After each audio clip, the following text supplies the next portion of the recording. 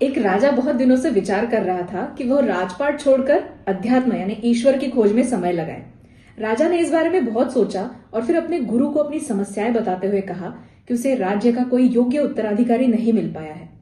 राजा का बच्चा छोटा है, इसलिए वो राजा बनने के योग्य नहीं है।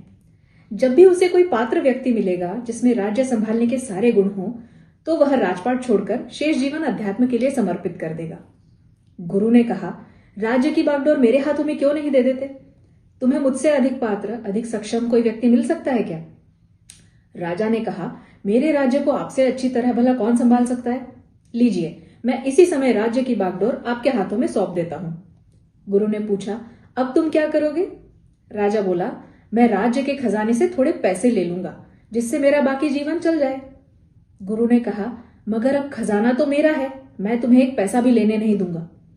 राजा बोला, फिर ठीक है, मैं कहीं कोई छोटी मोटी नौकरी कर लूंगा, उससे जो भी मिलेगा गुजारा कर लूंगा।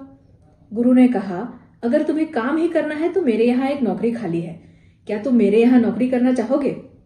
राजा बोला, कोई भी नौकरी हो, मैं करने को तैयार हूं। गुरु ने कहा, मेरे यहाँ राजा की नौकरी खाली है, मैं चाहता हूं कि तुम मेरे लिए यह नौकरी करो और हर महीने राज्य के खजाने से अपनी तनख्वाह लेते रहना।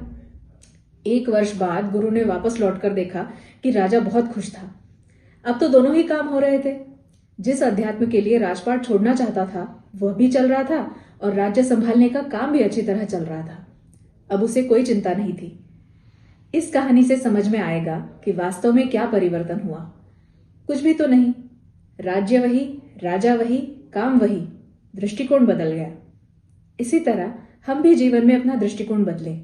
मालिक बनकर नहीं, बल्कि ये सोचकर सारे कार्य करें कि मैं ईश्वर की नौकरी कर रहा हूं, अब ईश्वर ही जाने। सब कुछ ईश्वर पर छोड़ दे, फिर नव वर्ष में आप भी हर समस्या और परिस्थिति में खुशहाल रह पाएंगे। हमारे द्वारा संपन्न प्रत्येक शुभाशुभ कर्मों द्वारा ही हमारे प्रारब्ध का निर्माण होता है। जीवन को केवल प्रारब्ध के भरोसे नहीं छोड़ा जा सकता है। हम आज जो है, जैसे है, उसमें प्रारब्ध के साथ साथ हमारे द्वारा कृत कर्मों की भी बड़ी भूमिका होती है। पुरुषार्थ किए बिना फल की इच्छा करना और उस इच्छा का पूर्ण न होना प्रारब्ध दोष नहीं, अपितु पुरुषार्थ के अनुपात में फल की प्राप्ति न होना अवश्य प्रारब्ध दोष है।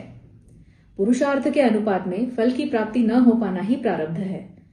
भगवान श्री कृष्ण भी अर्जुन को बार बार यही समझा रहे हैं कि तुम सतत शुभ और श्रेष्ठ कर्म करते रहो, ताकि तुम्हारा कर्म ही योग बन जाए। जहां कर्म ही योग बन जाता है, वहां योगेश्वर को भी आते देर नहीं लगती। कर्मशील लोग अपने प्रारब्ध के निर्माता स्वयं होते हैं। धैर्यपूर्वक श्रेष्ठ कर्म करते रहे, श्रेष्ठ प्रारब्ध का निर्माण अवश्य होगा।